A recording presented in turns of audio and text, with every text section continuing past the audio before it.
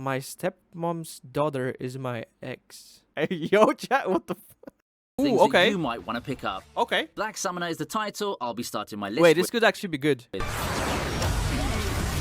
Black Summoner. Time for an isekai this early? Black Summoner isn't a strong contender for the #1 best anime of the season, but that doesn't mean it can't be someone's cup of tea. And so far, I've appreciated the ride and watching Kelvin bring his Blood Knight tendencies into his This new good? life. Dude, this literally looks like Genshin Impact.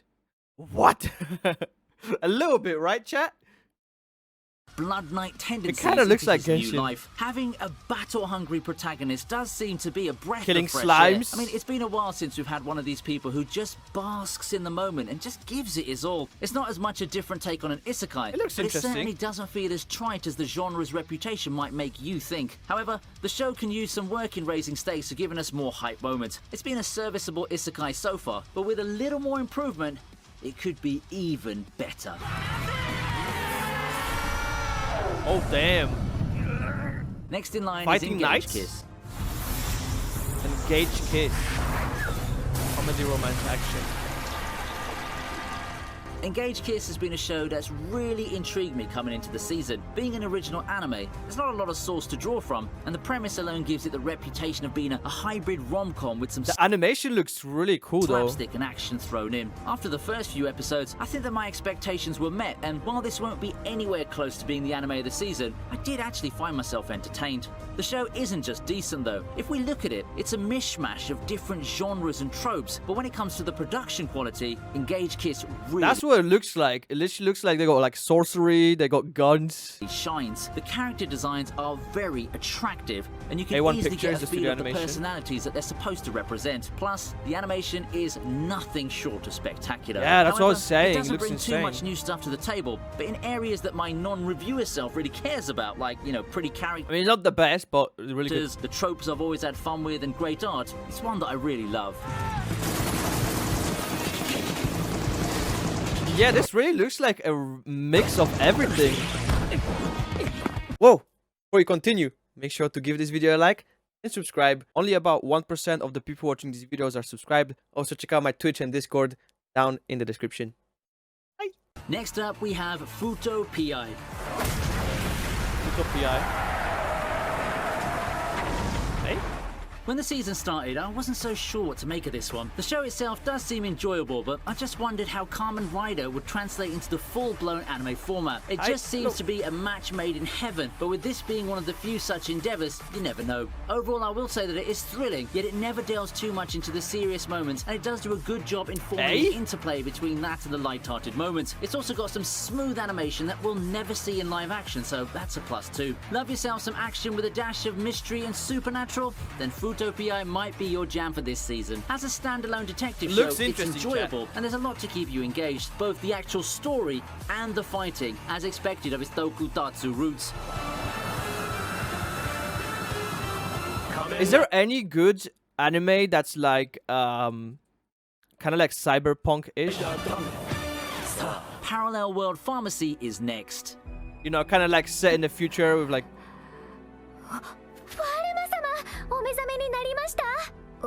There's nothing that inspires too much confidence Parallel World Pharmacy set up with the rest of its reincarnation brethren. Note that I didn't say different, because to its credit, the way the story's set up is quite fresh. It gives off that kingdom building vibe, where a doctor gets to have a second go at his real world frustrations in another world, while simultaneously trying to fix the state of the fantasy world and its culture. All in all, Parallel World Fantasy excels in capturing that chill vibe, whereas a lot of isekai I think we looked at this are before. about adventures and quests to save the world. Parallel World Pharmacy relishes in the easygoing atmosphere that it has. Sure, it's Maybe not not, completely maybe not. slice of life with a few complications like, say, the first Princess Connect season, but it's still very chill while giving us some more subtle digs at the wrongs of society. The overall positive atmosphere exuded by the art and the character designs serve to support that purpose, and I think that this is a nice change of pace from the usual isekai that we've been seeing. Looks very peaceful, I guess. I guess maybe not... Oh, maybe not this part, but... overall, it does. Let's move on to a remake now. It's Ruby Ice Queendom. A lot of people have been saying Ruby is good. RWBY has a storied history in my book. While I won't call it a pop culture phenomenon that exploded into the mainstream, it still flows in and out of public consciousness, and with its decently sized fan base, it didn't come as a surprise that we'd eventually get an actual anime RWBY. As for how well Ice Queendom holds, I think it's done a pretty good job, all things considered. I won't say that Ice Queendom is the remake the RWBY fans had hoped for, because actually in some ways, it's to be honest, the only like racing anime I would be interested in is probably Initial D. worse than the original material, especially with the rushing, albeit in a way that didn't really detract from it. I haven't really explored a lot of like racing anime. We're just taking personal opinions from someone who's consumed a lot of light novel adaptations. It was never going to be a fully faithful retelling, a one-on-one rendition of the beloved series but with updated art. But the things that it does do well, like recreating characters and moments in anime style, there is some good to see. The point where it branches off from the mainline story did really actually get me intrigued, and I'm looking forward to the future developments that the team has in store. Watch the original to help yourself enjoy the show better though. As a standalone, it is still a decent watch. If Ice Queendom's purpose is to be a commercial to get people to check out the original RWBY, I'd say it's a good way to go at it. That's sick. Yeah, I was gonna say this looks like Honkai Impact with you know, like these weapons and stuff. You know, these summer shows are awesome and all, but do you know the real pain we of still need to finish Honkai Impact animation. being able to watch them through guilt-free legal means? Yeah, I mean, I sure do. And that's why I'm here to introduce today's sponsor, ExpressVPN. You know, with cybersecurity, I got all of it. Just open your Express is my ex is next on the list. What the Hey? My stepmom's daughter is my ex.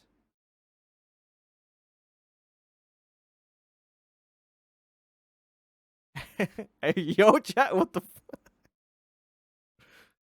How does that work? Wait, my stepmom's daughter is my That's so weird. List. Cheese. Now, this is a show that I was very excited for coming into the season. It's no secret, right, that besides action-filled shonen series, a personal love of mine is the rom-com genre with a lot of misunderstandings. I don't know, man. I don't think I would get into this. Awkward moments, and fan service moments here and there. In this season, my stepmom's daughter scratches that itch, and I came out getting way more than I bargained for. I feel that this is the polarizing new anime of this season. However, beneath all of that is what I feel is a not really into that kind of stuff story. While the characters are nothing to write home about, critically speaking, it's their dynamic that's made them so endearing, and that's doubly true with our main pair and the numerous mishaps that they experience through the show's run. It's cute, but in a different way that Ayamu from earlier was. Still, it doesn't make it any less fun to watch if you're up for a slightly different brand of rom-com. お褒めに預かり光栄だ。僕に手を握ってもらわないと眠れないゆめさん。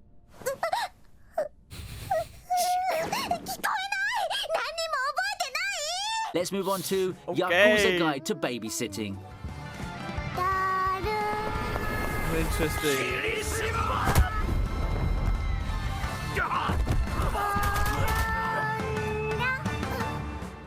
I gotta say, it's been a good It kind of reminds me of Spy X year for family anime. We just had Spy Family take the world by storm, and feeding off that momentum is Yakuza Guide to Babysitting. This is a show that I didn't expect to feel so good about entering the season, but it actually ended up being one of the more enjoyable ones. A lot of that is due to how fun it is seeing the characters in action. The premise already opened a lot of possibilities for mindless fun. I don't know, chat. I'm not really into anime like this. I just want to see like fights, you know, and just like epic moments. I instead got a very heartwarming and wholesome tale out of it. I was prepared for dumb fun and like craziness, good character progression and shit. Like Spy Family, and like the latter, I got a decent dose of gut punches, but in a good way. It's not the most unique show given that we're in 2022, but it doesn't have to be that way. It's great to have anime be something you watch when you just want to lose yourself in sweet moments, bright art, and an overall positive atmosphere to distract yourself from the rest of the world. In that category, this show definitely passes with flying colors. That's true, to be honest. Sometimes you just want an anime that you can put on and just like have a feel-good anime, you know? Opening our last three is Call of the Night. Oi. Vampires? Coming into the season, Call of the Night is the new anime that people have been hyped for. It takes the once popular I haven't heard of it. Vampire genre and shines it in a new light, in a different genre that doesn't involve dark romance full of contrivances and drama, gory and over-the-top fights, or just plain old battle shonen in worlds not too different from our own. I really like Call the of color Night scheme. instead goes down the romance route, but one that's just full of fan service. Though Yeah, it's that is okay. That's not that kind of Call cool. of the Night is an edgy fest or anything of that sort, and while the characters take a while to like, they serve their purpose well as far as adding flavour to the whirlwind of romance. And given all of that, I'd concede that Call of the Night isn't a show for everyone. As mentioned, yes, the fan service is there, and it does delve into some implications that people might find unfortunate. However, for people who don't care about those like me, what awaits is an engaging story that happens to fit some relatable themes into it, all while maintaining a cozy feel befitting the calm nights we'd often see in peaceful days, I'd say. 私が教えてやるよ。夜遊びってやつを。 Next spot goes to Uncle Yeah, Far- that definitely looked cool. I really like the color scheme, the animation. I like that. 私が教えてやるよ。夜遊びってや It つを。 looks like it's 14p. What? Next spot Huh? goes to Uncle from Another World. What, my stream? Hey chat? Is there something wrong? I recommend GPX Cyber Formula. Sure, F1. I don't know, man. I'm not like a fan of Formula racing.